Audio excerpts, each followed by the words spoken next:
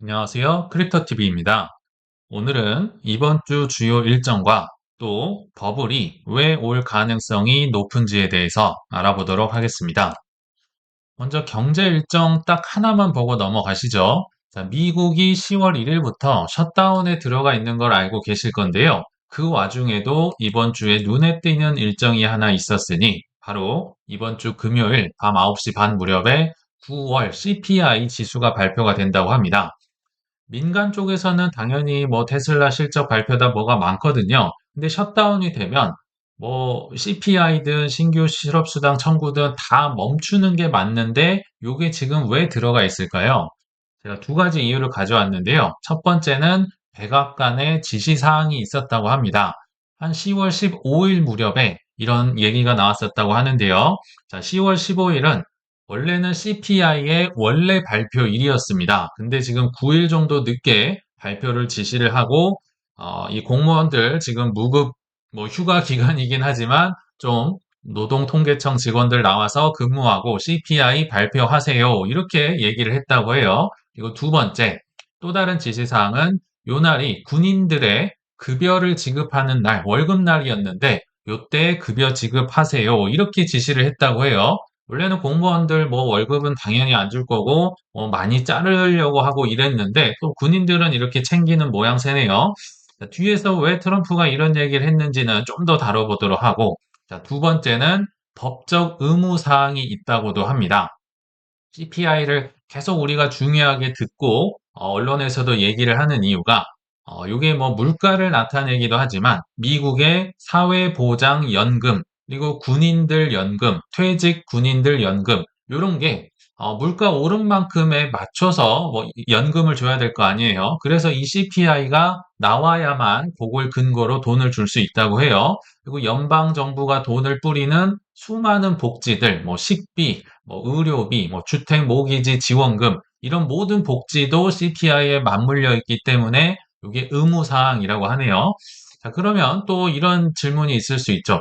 아니, 뭐 PC도 있고 실업률도 있고 GDP도 있고 한데 왜 그런 것들은 분명히 그때 발표 안 했었죠. GDP의 경우는. 왜 그런 거는 발표 안 해도 되고 CPI만 발표를 하느냐. 일단은 이 노동통계국에서 발표하는 요것만 법에 명시된 약간 의무적인 법적 의무성을 띠고 있다고 합니다. 반대로 PC나 실업률이나 GDP 등등은 행정상 편의사항이기 때문에 있으면 좋은데 뭐 없어도 뭐 민간 거 가지고 쓰거나 아니면 다음 달에 하든지 뭐 이런 식으로 넘어간다고 해요. 자, 근데 그러나 사실은 제가 볼 땐 법적 의무라기보다는 트럼프의 자신감 때문에 CPI 발표를 지시했을 수 있겠다라는 생각이 듭니다. 어, 일단 CPI 물가가 어느 정도 잡혀가고 있음을 트럼프는 미리 좀 알고 있지 않을까? 제가 추정 뭐 정확하게 뭐 트럼프의 마음은 알 수 없지만 추정할 수 있는 자료는 한번 말씀드려 보겠습니다. 우리 에그플레이션 최근에 많이 들어봤던 기억이 나는데요. 그게 25년도 1월 달 얘기입니다. 미국의 계란 가격이 고점 대비 어마어마하게 떨어져서요. 지금은 86%까지 떨어졌다고 해요. 그러니까 물가가 좀 많이 잡혀 있지 않을까. 지금 미국 얘기입니다. 그리고 우리 코코아, 뭐하러 코인 투자하냐? 코코아에 투자했어야지. 이런 얘기 들었던 거 기억나실까요? 한 뭐 150%, 170% 이렇게 올랐던 기억이 나는데, 현재는 역시 연초 대비 50% 하락. 국제 가격도 20개월 만에 최저 수준으로 떨어졌어. 물가들이 좀 진정세가 되는 모양새 같네요. 그리고 CPI를 결정하는 가장 큰 것 중에 하나가 바로 석유. 트럼프도 잡으려고 노력을 하고 있는데요. 실제로 뭐 1년 전이든 2년 전이든 뭐 3년 전이든 석유값은 계속 배럴당 계속 떨어지고 있어요. 근데 우리가 잘 체감을 하기가 어려울 뿐입니다. 물가 잡히고 있어요. 특히 석유 가격 같은 경우는요. 그럼 우리가 왜 체감을 못했느냐? 우리나라는요, 한 5년 된 것 같습니다. 이 팬데믹 와가지고 어려워지니까, 유가가 비싸지니까 요거를 이제 지원해주기 위해서 유류세 인하율, 정부에서 보조금이 2020년도부터 계속 지금 한 17번째인가 연장되는 걸로 제가 알고 있거든요. 그러니까 가격이 석유값이 떨어져도 이 인하율, 지원해주는 가격을, 할인율을 20%였다가 15%였다가 현재는 10월 말까지 10%를 정부가 지금 지원을 해주고 있습니다. 나중에 이게 더 떨어지면 뭐 5%뭐 이렇게 가겠죠. 그래서 우리가 조금 체감이 안 될 뿐이지 석유값도 점점점 떨어지고 있었다라고 보시면 됩니다. 자, 근데 이 얘기를 왜 길게 드렸느냐? 트럼프의 자신감일 수 있겠다. 트럼프가 법을 뭐 준수하는 사람처럼 보이진 않죠. 자, 그리고 전과가 있는데요. 트럼프 일기 때 최장 셧다운 35일인가 셧다운을 했던 적이 있었는데요. 그때 당시에도 18년 12월 CPI 그럼 발표 중단했어야 되겠죠. 근데 법정 의무임에도 불구하고 이때는 한 두 달 정도 후에 19년 2월 13일 날 CPI 12월 거, 작년 12월 거를 발표를 했었다고 합니다. 그러니까 이런 걸 볼 때, 이번 달은 FOMC 회의가 10월 말에 있잖아요. 그 전에 뭔가 더 연준을 공략할 수 있는 뭔가 내가 물가를 잡았다, 관세에 영향 없다, 뭐 이런 걸 좀 어필하려고 이렇게 지시를 하지 않았을까? 이런 생각을 한번 해봤습니다. 물론 추정이긴 하니까 나중에 지켜보시면 좋을 것 같고요. 자, 이제 코인으로 한번 돌아와 보겠습니다. 코인 상황 여전히 좀 욕을 많이 먹고 있고 타 자산 대비 거의 꼴찌다. 금과 주식만 눈에 들어오고 왜 내 것만 안 가? 이럴 수 있을 것 같은데요. 그게 실제 데이터에서도 드러납니다. 이게 거의 최근 2년에서 3년 정도 어, 이 위험 조정 수익률이라고 하죠. 리스크 조정된 수익률. 그러니까 수익률에서 변동성을 뺀 이 수치인데요. 한눈에 보시더라도 1위는 골드입니다. 금이 가장 위에 있고요. 비트코인은 꼴등. 그러니까 비트코인이 이 정도면 뭐 그 밑에 있는 코인들은 이루 말할 수 없는 지금 뭐랄까요? 좀 저평가를 받고 있다. 이렇게 보셔도 좋을 것 같고요. 여기 보시면 하이 일드 채권. 그러니까 이런 것도 사실 고위험 자산인데 엄연하게 2위로 랭킹이 되고 있고요. 뭐 10년 국채, 뭐 나스닥, 러셀 뭐 할 것 없이 정말 비트코인은 처참한 상황이다. 그리고 또 뭐 여러 가지 지금 금이 계속 부각이 되고 있기 때문에 금 얘기 정말 아직까지도 많이 들리는 것 같습니다. 이번 금 랠리는 과거와 다르다. 저는 저희 채널에 댓글에도 이런 내용이 있어서 좀 깜짝 놀랐던 기억이 납니다. 금은요, 6천년이 됐기 때문에 다르다고 하기에는 이제 너무 오래된 것 같아요. 제가 볼 땐 별로 다르진 않지만, 아무튼 이 기사 내용을 보면, 궁극의 안전자산이 됐다. 원래는 그냥 안전자산이었는데, 기사 내용을 보면요, Ultimate Safe Haven, 궁극의 완전한 피난처가 됐다라고 전 JP모건 출신의 금 트레이더가 이런 얘기를 했다고 해요. 이번에는 다르지. 전 세계에서 중국에서 계속 사들이고 있다. 근데 제 얘기는요. 만약 이게 사실이라면 이 세계적인 경제 위기가 계속 지속이 돼야겠죠. 그래야 궁극의 안전 자산이 될 것이다라는 생각이 들고요. 자, 또 이 자료를 보고 제가 놀랐습니다. 뭐 인터넷이나 기사나 채팅창을 보니까 금을 어떻게 살 수 있는지가 구체적으로 이렇게 나오네요. 현물을 사라, 실물 사라, ETF를 사라, 수수료는 뭐가 어떻고, 세금은 여기는 내고 여기는 안 내고, 굉장히 구체적으로 지금 금을 어떻게 사는지에 대해서 줄만 서 있는 게 아니라 실제로 돌아다니고 있네요. 자, 제가 종종 말씀드렸지만, 누군가가 이상하게도 친절하게 상승하는 이유를 알려준다. 이번에는 다르다. 또는 매수를 어떻게 하면 된다. 업비트로 오세요. 뭐 금은 이렇게 사세요. 이런 방법을 알려준다. 공포감을 느끼셔야 된다. 다시 한번 말씀을 드립니다. 물론 더 장기적으로는 올라가겠지만 왜 하필 지금이냐는 겁니다. 이렇게 뾰족하게 치고 올라갔을 때 요거를 산다고 보기에는 조금 단기 고점의 냄새가 좀 난다. 저는 이렇게 생각을 합니다. 자, 이제 오늘 썸네일의 주인공 볼린저 밴드를 만든 존 볼린저라는 분이 이더리움과 솔라나가 쌍바닥을 찍었다는 굉장히 흥미로운 의견을 제시해 줬네요. 자, 10월 19일 밤 9시 무렵에 바닥 징후 보인다. 이거 좀 주목을 해야겠는데 이더와 솔라나를 콕 집어서 얘기를 해줬네요. 그 트윗 원문을 제가 가져와 봤는데요. 잠재적인 W 바닥, 그러니까 W가 이렇게 바닥을 두 번 찍죠. 그래서 쌍바닥이라고 합니다. 쌍바닥을 볼린저 밴드 안에서 찍은 것 같은데, 근데 그게 이더리움과 솔라나인데, 비트코인은 아니다. 비트코인은 아니라네요. 비트코인은 바닥 찍고 올라가고 이게 아니라, 이더와 솔라나가 그런 모습을 보이고 있다. 그래서 요거는 완전 주의를 지금 기울여야 될 것 같은데 라고 얘기를 하고 있네요. 기사가 많이 길긴 하지만 제가 뭐 차트를 그렇게 보는 사람도 아니고 그냥 요약을 하자면 쌍바닥 찍어서 이더 솔라나 오를 것 같다. 그리고 지난 4월에도 비트코인에서 이분이 고전적인 W 바닥을 형성 중이라고 얘기를 했었고 그 뒤로 비트코인은 50%나 올랐다더라. 나 지난 4월에도 맞췄어요. 이게 이제 이 기사의 요지이긴 한데요. 제가 해석을 할 때는 이거를 비트코인이 안 좋다라고 해석을 하기보다는 이더리움과 솔라나의 차트를 봤더니 쌍바닥을 찍고 상대적으로 기술적인 반등을 할 확률이 높아 보인다. 인 거지. 비트코인이 여기서 끝나고 덜 오른다가 아닙니다. 덜 오른다는 맞지만 안 오른다는 아니다.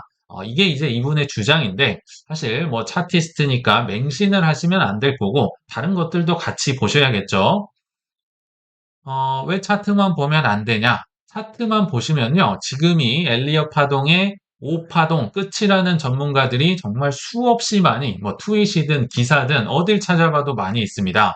10월 20일 오늘 아침 기사였네요. 비트코인 35% 이상 떨어질 수 있다. 최악의 전망이 나왔는데 뭐 유명한 분이라고는 하지만 저는 모르겠네요. 존 글로벌 레든 CIO가 내년 말까지 약세장이다. 그러니까 우리가 흔히 알고 있는 반감 기발 사이클이 10월달 종료를 하고 이제 끝났다. 내년 말까지 쭉 떨어진다. 라고 합니다. 그리고 뭐 온갖 흉흉한 뉴스들이 많은 것 같아요. 특히 제가 종종 보여드렸던 차트가 마진 대출, 즉 미국의 B2가 늘어나고 있어 하는데 사실 지난 7월 말에도 이런 기사는 있었습니다. B2가 확산되고 있다. 과열이 이미 된 것 같다.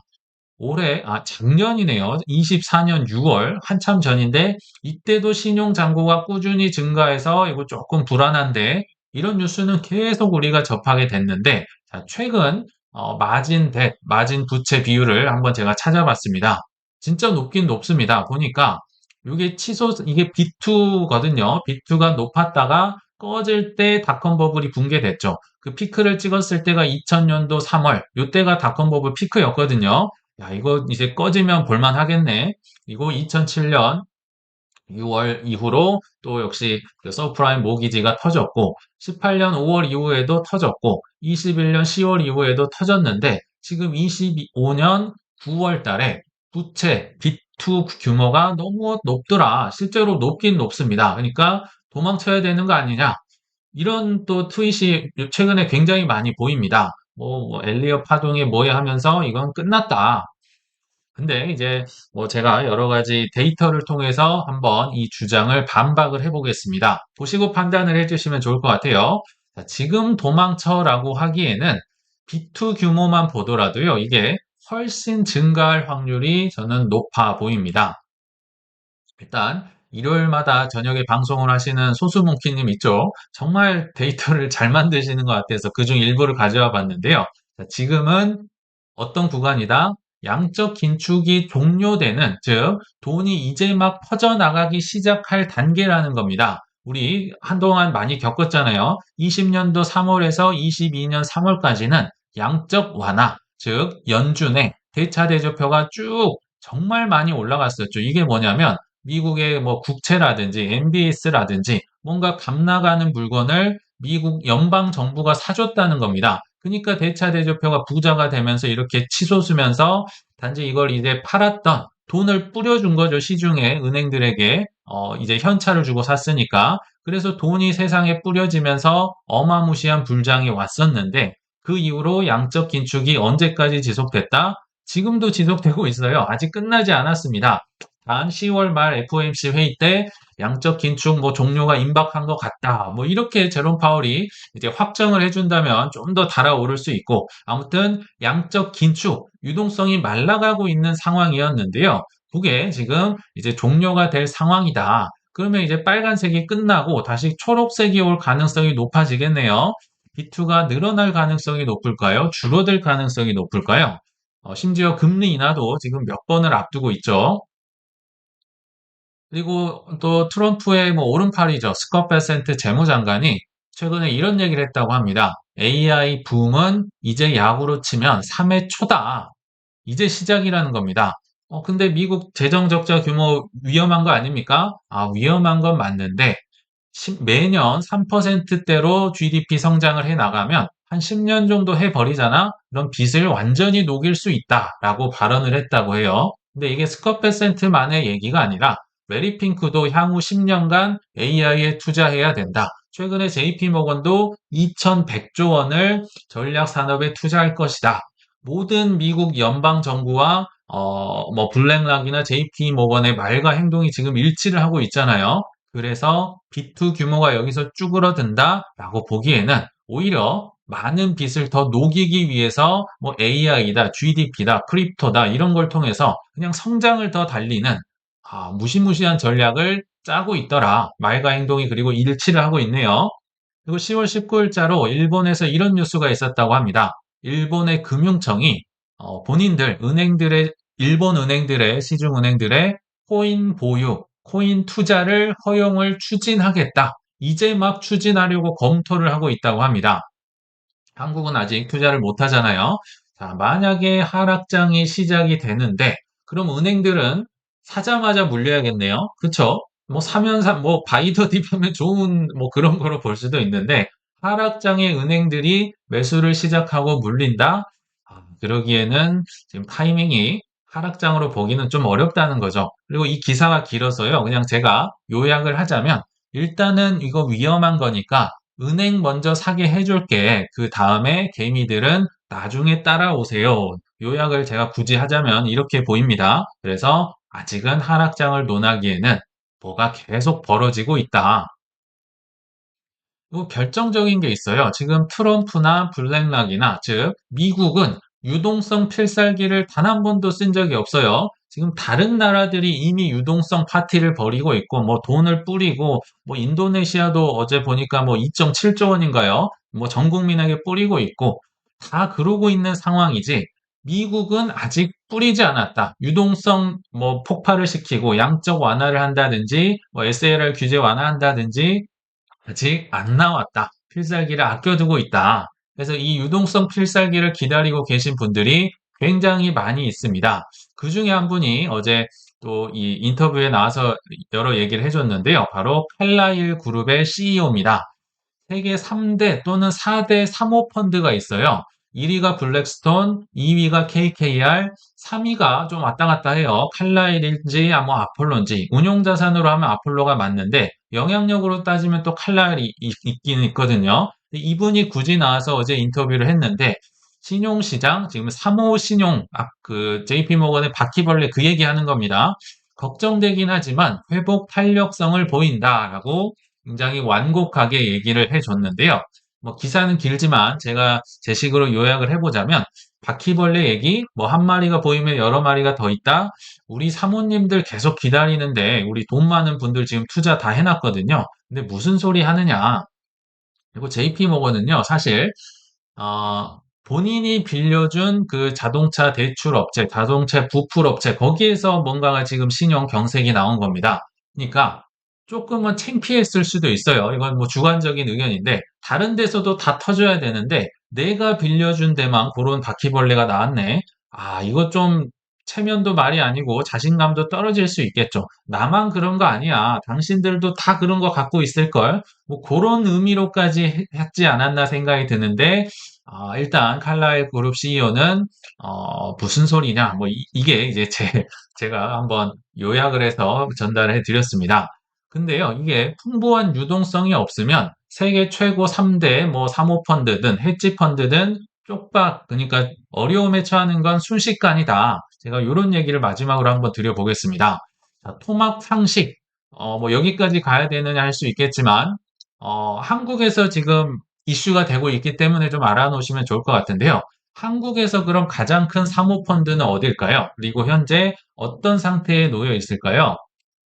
언론에서 아마 많이 들으셨을 거예요. 바로 MBK라는 곳이고요. 지금 아마 국정감사에서도 뭐 인터뷰하고 있는 걸로 알고 있는데, 자, 여기가 우리에게 알려지게 된 이유는 홈플러스 주인입니다. 그래서 요거 지금 안 팔려서 나 힘들어 죽겠어. 언론에서 많이 보셨죠? 그리고 또 하나, 최근에 롯데카드에서 해킹 사태가 터지면서 이거 관리를 어떻게 했느냐, 제대로 했느냐, 안 했느냐, 아니요, 우리는 6천억 원을 넘게 뭐 보안에 투자를 했습니다.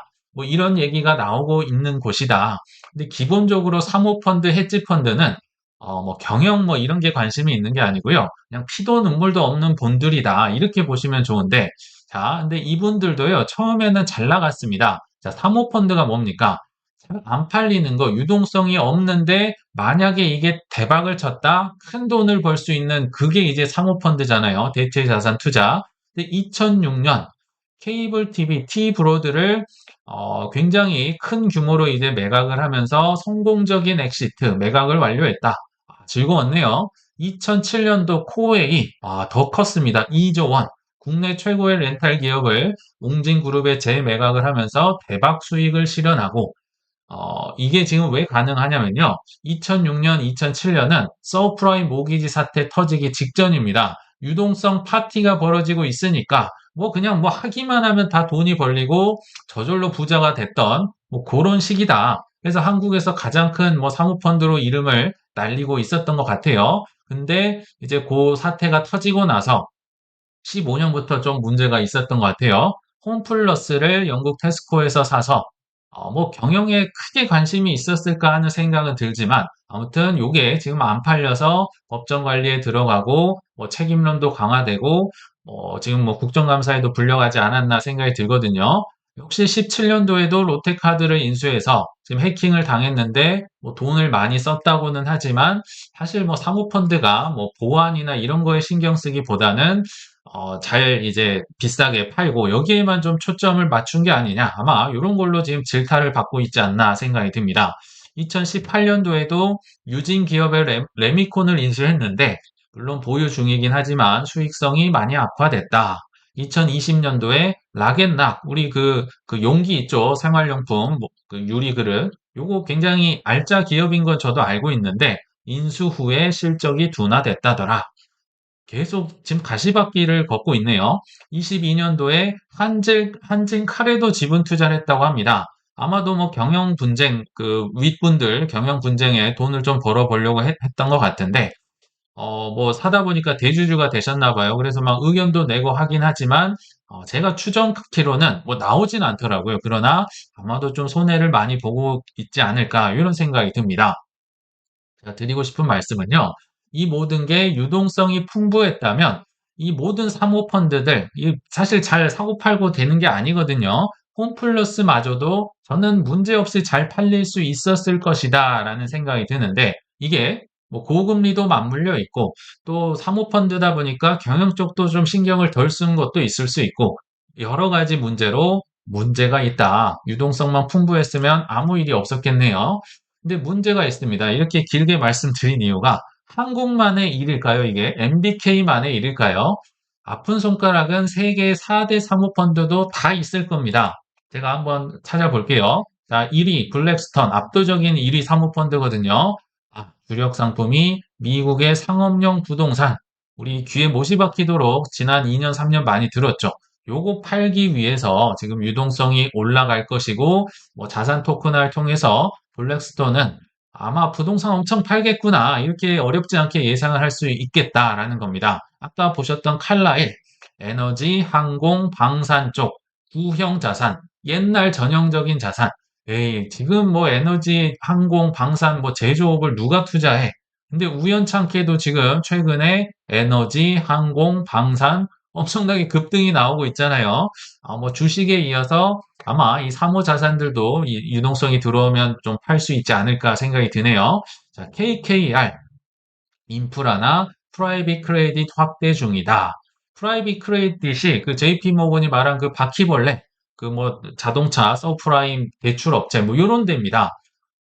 어, 굉장히 여기도 이제 유동성이 들어오면서 오히려 위기를 맞았지만, 그러니까 이런 거를 좀 극대화시키기 전에, 거품이 만들기 전에는요, 뭔가 위기가 터지고 폭락이 되는 경향이 있더라. 지금 이게 뭐 바퀴벌레 위기가 있긴 하지만, 결국은 또 유동성이 들어오면 굉장히 또 잘 팔릴, 핫한 뭐 테마, 뭐 지역은행 ETF와 함께 뭐 그런 테마가 되지 않을까 생각이 들고요.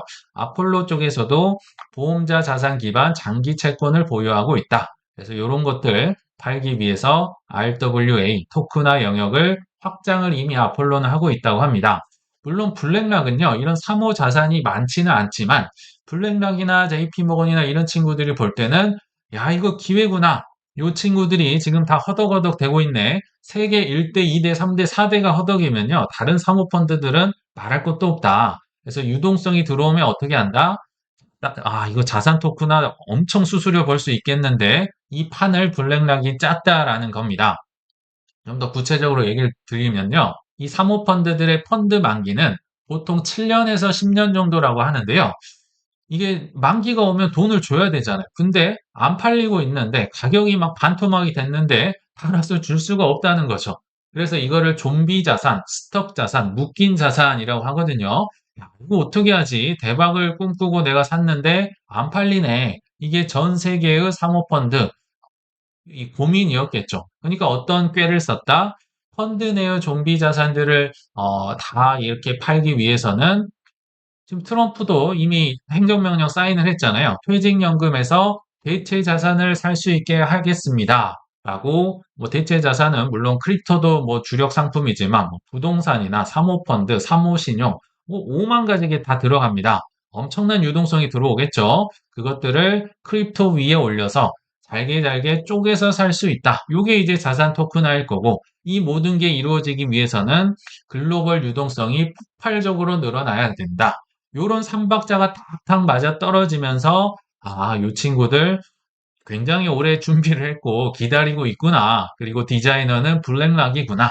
그래서 이 좀비 자산이 시장성 있는 상품으로 돌변을 하고 짜잔 나타나면 이제 개미들은 뭐 물론 기업들도 있겠지만 이런 게 있었어? 뭐 일단은 뭐 스페이스 X나 오픈 AI나 이런 좋은 주식들 토큰화한 거부터 팔겠죠. 그러다가 무슨 뭐 상업용 부동산이 나오고 아까 무슨 장기 채권이 나오고 안 팔리고 재미없는 것까지도 개미들에게 다 털어넘길 수 있다. 사실 굉장히 무서운 얘기입니다.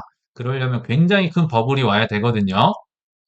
그래서 오늘 결론을 한번 맺어보자면 이렇게 길게 말씀을 드린 이유는 버블이 온다. 버블이 오는 정황이 너무 많습니다. 그래서 버블 속에 들어가시기 전에 대신에 공부를 안 하시면 감당이 안 될 수 있다. 이렇게 좀 보시면 좋을 것 같아요. 자산 토큰화와 그래서 유동성이 진행이 될수록 정말 말도 안 되는 이상한 자산에 막 수십 배 상승이 나오면서 매우 위험한 구간으로 아마 진입할 수 있겠다 생각이 듭니다. 지금은 뭔 소리냐 하실 수 있겠지만요. 마지막 화면 하나 가져와 봤는데요. 유퀴즈에 뭐 22개 국어를 하는 천재 캐나다 교수님이 나왔다고 하는데요. 유재석 씨가 물어봤다고 합니다. 언어를 빠르게 배우는 방법에 대해서 물어보니까 특별한 걸 기대를 했는데 미친 듯이 공부하라고 했다고 합니다. 천재도 미친 듯이 공부하라는데요. 우리 같은 사람들이 슬리퍼 신고 와가지고 코인 투자 그까이 그거 대충 여윳돈으로 뭐 뛰면 뭐 대충 마라톤 뛰면 되지라고 하신다면 아마도 나중에 버블이 터진 뒤에는 이상한 자산들의 파편을 붙잡고 허탈해하고 있는 나를 발견한 가능성이 꽤나 높을 것 같습니다. 나는 버블 시기가 오면 그 시기에 뭘 집중 투자하고 들고 있을지, 언제 대량으로 팔지, 어떤 포트폴리오를 유지하고 맞이할지 미친 듯이 공부해 가시길 바라면서 이만 마치겠습니다. 시청 감사합니다.